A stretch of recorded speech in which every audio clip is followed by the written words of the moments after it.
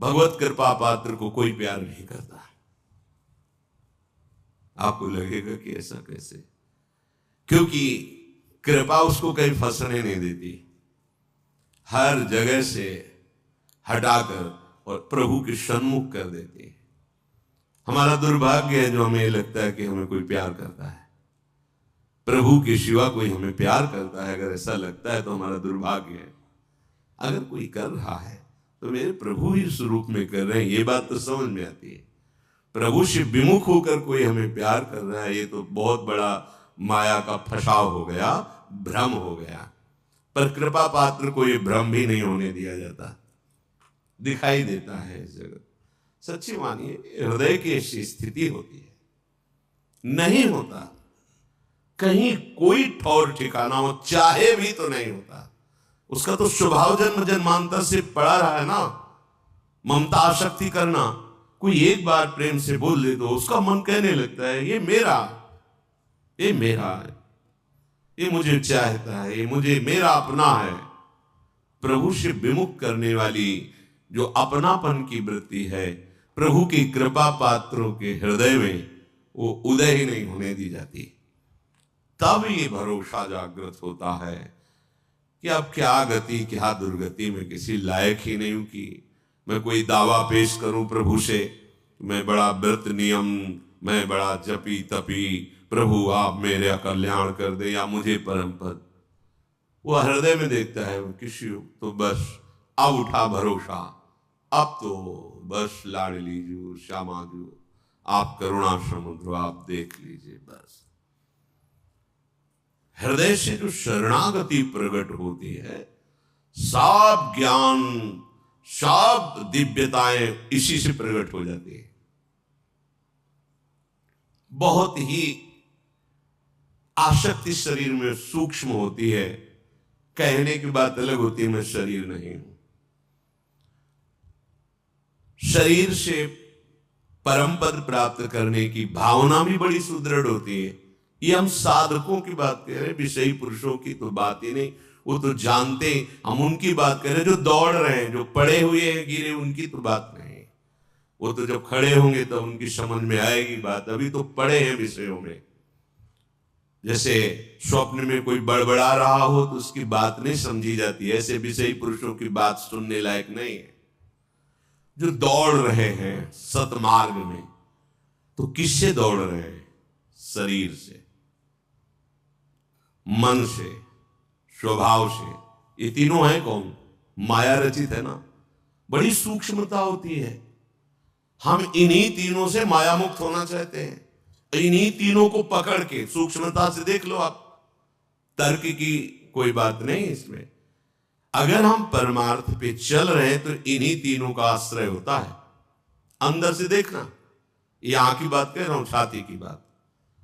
शरीर स्वस्थ रहे, मन निर्विकार होकर प्रभु में लगे, हमारा स्वभाव बन जाए कि हम सदैव सत चिंतन करें। ये कोई गलत बात नहीं है, ये आकांक्षा ठीक है, पर आश्रय किसका है? अब इसी बात से पूरा जीवन पीछे का जो संन्यास का, अब उस पर प्रहार हो गया। शरीर भारी अस्वस्थ, भयानक पीड़ा, रोग। अरे कैसे आपको बताएं? गंगा किनारे की भोली बुद्धि, हमें पता नहीं क्या, बहुत दर्द हो रहा है, बहुत परेशानी। रोटी मांगने गए ब्रजवासी में, कहा बात बाबा उदास काहे को है? भैया पता नहीं पेट में क्या, कोई कहता कीड़ा है, कोई। अरे आप क्या समझते, 250 रुपए का अल्ट्रासाउंड होता था, उसके लिए व्यवस्था नहीं थी। कई बार डॉक्टर को वो कहते थे आप करवाओ अल्ट्रासाउंड तो पता चले कहाँ क्या है। किसी के पास कोई संत ले गए कि संत को अल्ट्रासाउंड कराना है, तो ऐसे बात कर रहे थे जैसे किसी मुजरिम से बात किया जाता है। आप कागज दिखाइए, कागज तो नहीं, ऐसे हम नहीं दे सकते आपको, आप कागज दिखाइए, डॉक्टर से बनवा के ले। ये रहने दीजिए, आप रहने दीजिए। ऐसे वो महीने का मैं दवा बताऊं, वहां मिट्टी का तेल पी बाबा, दूध मठा दही घी की तो कुछ बात होती तो सब एक बोतल मिट्टी का तेल भर के दिया और कहा खाली पेट पी, सब ठीक हो जाएगा। मिट्टी का तेल, किडनी खराब, पता तो था लेला, और भीषण कष्ट। एक था बल, संयम से चलो, साधन में रहो। किसका? इसी माइक शरीर का, इसी अंतःकरण का, इसी स्वभाव का। ये बंधन है, मुझे पता नहीं चल पाया।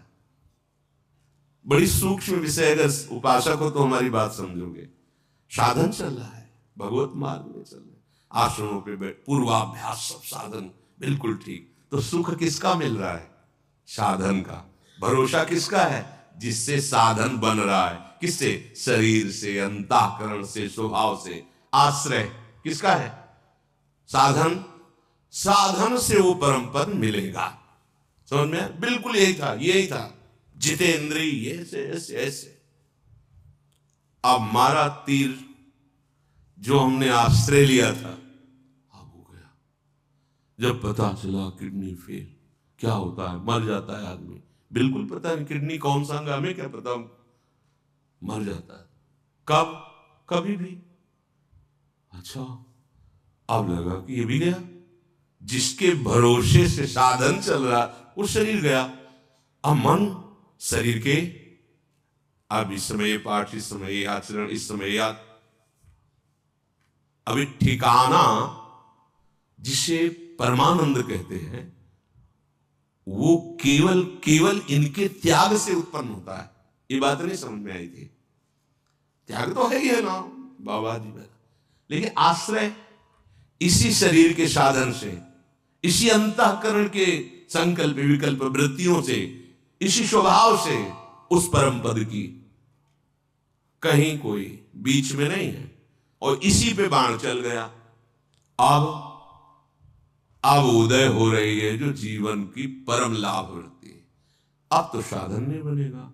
कब शरीर छूट जाएगा पता नहीं, मन कहां कब फंस जाए कोई पता नहीं। मतलब पीड़ा हो रही, मन पीड़ा का चिंतन करे, अंदर से आर्त भाव जागृत है, हे प्रियाजू आपका स्वभाव सुना है। अब तो साधन नहीं, साधन को भी भरोसा छूटा। जिससे साधन बन रहा था उसका भी भरोसा छूटा। वो वृत्ति उन्होंने ही दी शरणागति की। शरणागति ऐसा नहीं जानते थे, शरणागति थे। पर शरणागति में जो सूक्ष्म बाधा थी,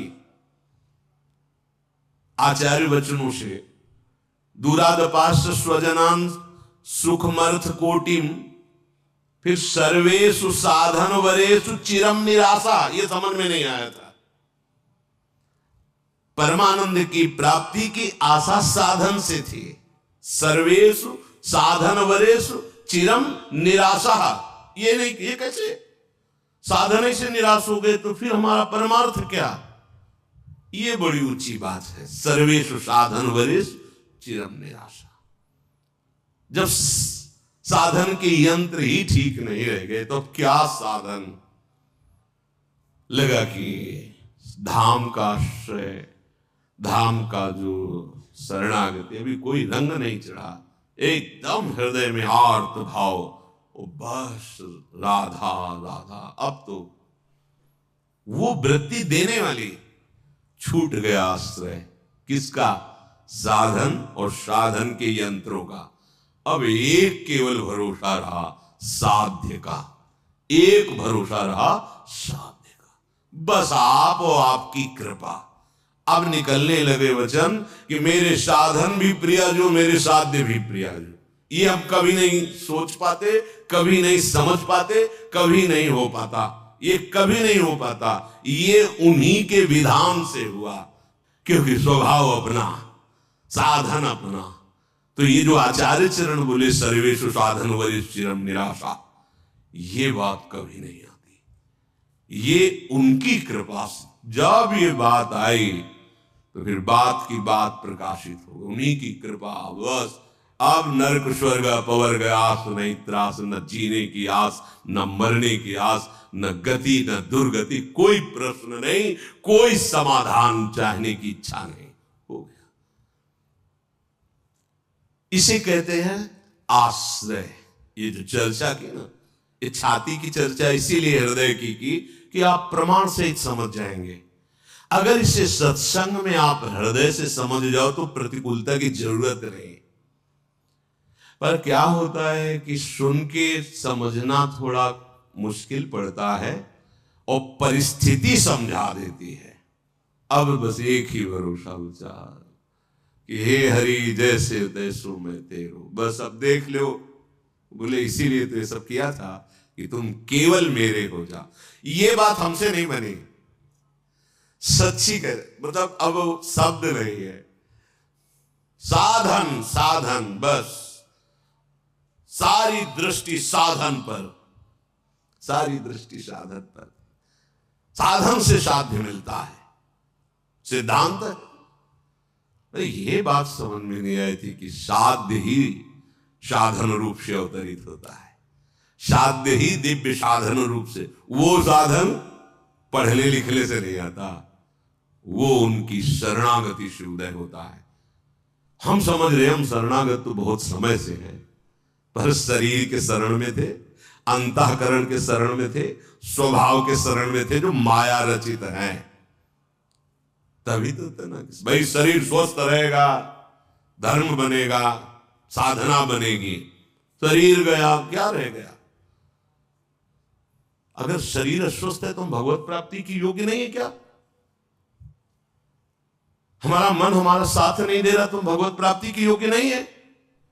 हमारा स्वभाव, हम भगवत प्राप्ति के योग्य नहीं। बने रहो, तुम अस्वस्थ बने रहो, मन तुम्हें जो मनावे सो कर, स्वभाव तेरा जैसा हो, चिंता मत कर, आश्रय ले ले, भरोसा ले ले। ये बात जो कह रहे सापराधेश, भले कैसी भी वृत्ति हो, कैसी भी स्थिति हो, आश्रय। पर वो तभी होता है जब सब दरवाजे में ठोकर मार दी जाती है। किसी काम का नहीं तो कोई प्यार नहीं करता। ये प्यार लाडली जो का, यहां अनुभव की बात कह रहा हूं। यहां वो परिस्थिति आपने नहीं देखी, वो समय आपने नहीं देखा, इसलिए आपको ये समय देखकर लग रहा है ना कि प्रवचन है। प्रवचन नहीं, हृदय की एक एक वृत्ति का निरीक्षण परीक्षण करके बोल रहे हैं। तब ये अहंकार, ये देह भाव की साधना तब ये ऐसे हुई कि बस अब समझ गए अब कुछ नहीं बनने वाला। वहीं से बनना प्रारंभ हुआ। एक उदासी छाई रहती, ऐसे हम प्रसन्न नहीं रहते थे, ऐसा ना समझो। अंदर से एक उदासी, क्योंकि अपने को पता है ना, दूसरे मान रहे हैं तो मानने से क्या होता है, अपने को पता है कि अभी वो नहीं। जिस दशा का वर्णन, वो एक उदास थे कि पर वाणी और नाम ही जीवन था। तो गान कर रहे थे सुधा ने देखा, एक महात्मा है, हमने फिर कभी नहीं देखा उनको, पात्र मार्जन कर रहे थे, उदास वृत्ति। अब किससे क्या, कोई था ही किससे बात। अब जैसे कोई आके समय नष्ट मत करो, हम मरने वाले हैं, सीधी बात रहती। आप जानते हैं हमारी किडनी खराब है, मरने वाले, हमसे बात मत करो। ऐसे बिल्कुल सीधे उदासीनता एकदम छा गई थी दिमाग में। उनका महात्मा ऐसे विनोद में से वैसे दृष्टि गई, श्वेत वस्त्र, गोरा वर्ण, पतला शरीर और 65-70 की बीच की अवस्था। तो मैं से फिर अरे बोले देखो ना हमारी तरफ, जी उदास क्यों हो, वो मरने वाले हैं, हमारी किडनी खराब है। नहीं नहीं, हमारी बात सुनो, 80 वर्ष तक नहीं मरोगे। उन्होंने कहा आज ये मतलब हो सकता है 15-16 वर्ष, क्योंकि कुछ ही समय हुआ था रिपोर्ट निकली हुई, बस। अरे नहीं, डॉक्टर ने कहा है कि हमारी बात समझो, तो देखो उदास मत रहो, उदास नहीं। तुम जो गायन कर रहे हो ना, इसका चिंतन करो, उदासी खत्म हो जाएगी। गायन तो तुम कर रहे हो, चिंतन कर रहे हो किडनी का, रोग का, इसीलिए तुम उदास हो, उदासी नहीं। बस इतना कह के चले गए। वो दिमाग में जैसे कोई भूतावेश हो जाए ना, ऐसे छा गया। तुम चिंतन किसका कर रहे हो और गा किसको रहे हो? अरे चिंतन और गाने में तो बड़ा अंतर है। गा तो रहे स्वामिनी जी को, चिंतन कर रहे हो शरीर और रोग का। हमारी बस नहीं थी कि हम छोड़ दें। प्रभु ही गुरुदेव रूप में, संत रूप में आकर निहाल करते। श्रीपाद कह रहे हैं वृंदावनस्य महिमा नाहि मादृश गोचर। ये जो वृंदावन की महिमा है,